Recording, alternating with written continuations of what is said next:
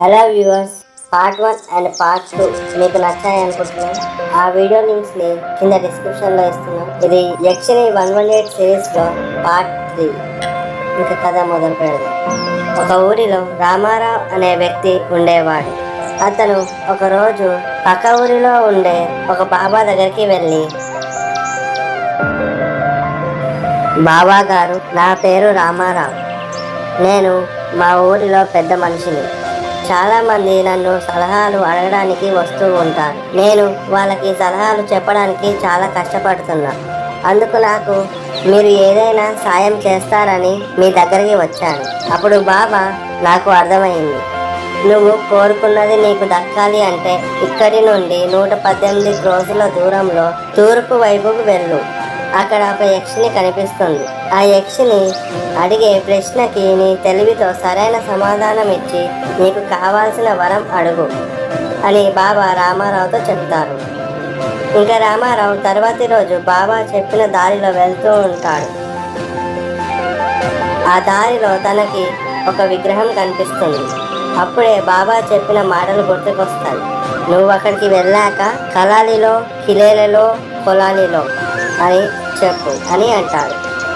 అక్కడ ఆ విగ్రహం చూసిన రామారావు ఈ మంత్రాన్ని చెప్తాడు. అక్కడ కొన్ని శబ్దాలతో ఒక యక్షిని ప్రత్యక్షం అవుతుంది. ఆ యక్షిని చూడటానికి చాలా భయంకరంగా ఉంటుంది. యక్షిని చూసి రామారావు చాలా భయపడతాడు. చెప్పు, నువ్వు ఇక్కడికి ఎందుకు వచ్చావు? నేను మిమ్మల్ని ఒక వరం అడగడానికి వచ్చాను.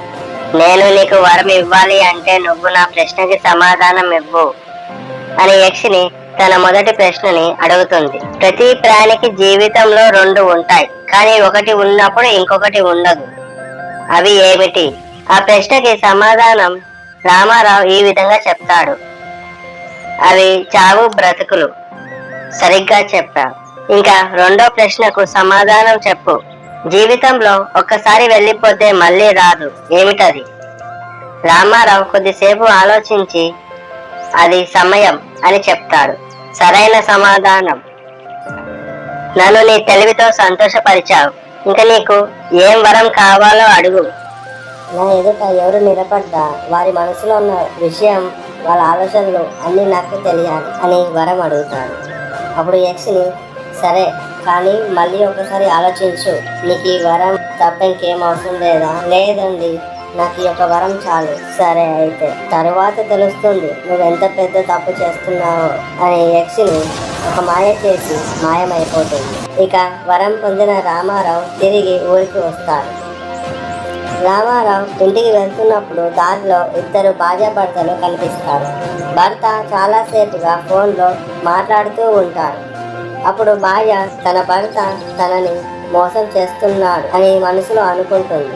రామారావు ఆ మాటలు విని ఆ అమ్మాయి దగ్గరికి వెళ్ళి, తప్పుగా అనుకుంటున్నావు, కానీ నీ భర్త వ్యాపార విషయంగా మాత్రమే నిన్ను పట్టించుకోవట్లేదు. తను నిన్ను చాలా ప్రేమిస్తున్నాడు అని అంటాడు. ఇక భార్యాభర్తలు కలిసి అక్కడి నుంచి వెళ్ళిపోతారు. చెప్పండి బాబు, ఏంటి ఇలా వచ్చారు? అయ్యా, మా నాన్న చనిపోయే ముందు మా ఇద్దరికి చెరో 1.5 ఎకరం పంచుకొని సాగు చేసుకోమని 3 ఎకరాలు ఇచ్చాడు. మా నాన్న చనిపోయాక మా అన్నయ్య, నేను పెద్దవాడిని కాబట్టి నేను 2 ఎకరాలు తీసుకుంటాను, నీకు 1 ఎకరం మాత్రమే ఇస్తాను. నాన్నగారు కూడా చనిపోయే ముందు నాతో ఇలాగే చెప్పి చనిపోయారు అని అంటున్నాడయ్యా. మీరే న్యాయం చెప్పాలయ్యా. అప్పుడు రామారావు వారి ఇద్దరి మనసులో ఏమనుకుంటున్నారో వింటాడు.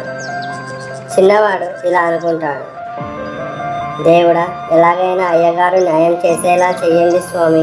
పెద్దవాడు, వీడొక పెద్ద మనిషి, ఇప్పుడు వీడు చెప్తాడా పరిష్కారం? అయినా నేను మోసం చేస్తున్నట్టు వీడికి మాత్రం ఎలా తెలుస్తుందిలే. మా నాన్న ఆ పొలం పేపర్లు నాకు ఇచ్చినప్పుడు వాటిని మా ఇంటి అటుక మీద దాచాను కదా అని అనుకుంటాడు.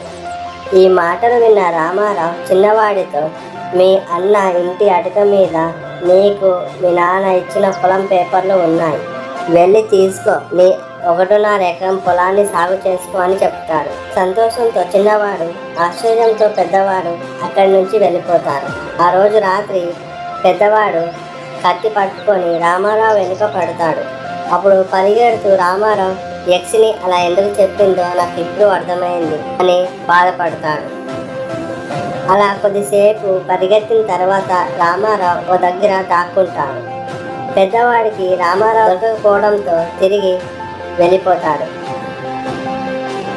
ఇక రామారావు ఊర్లోకి వస్తే ఏమవుతుందో అని భయపడి పక్కూర్లోనే ఉండిపోతాడు. పిల్లలు, మన తెలివిని కేవలం ఒక చోటే కాదు, ప్రతి చోట ఉపయోగించాలి. రామారావు యక్షిని దగ్గరికి వచ్చి ప్రశ్నలకు సమాధానం చెప్పడానికి చాలా తెలివిని ఉపయోగించాడు. కానీ వరం కోరుకునే సమయంలో తెలివిని వాడక తను ఒక తెలివి తక్కువ వరాన్ని అడిగాడు. అలా మీరు చేయకంటే థ్యాంక్ యూ.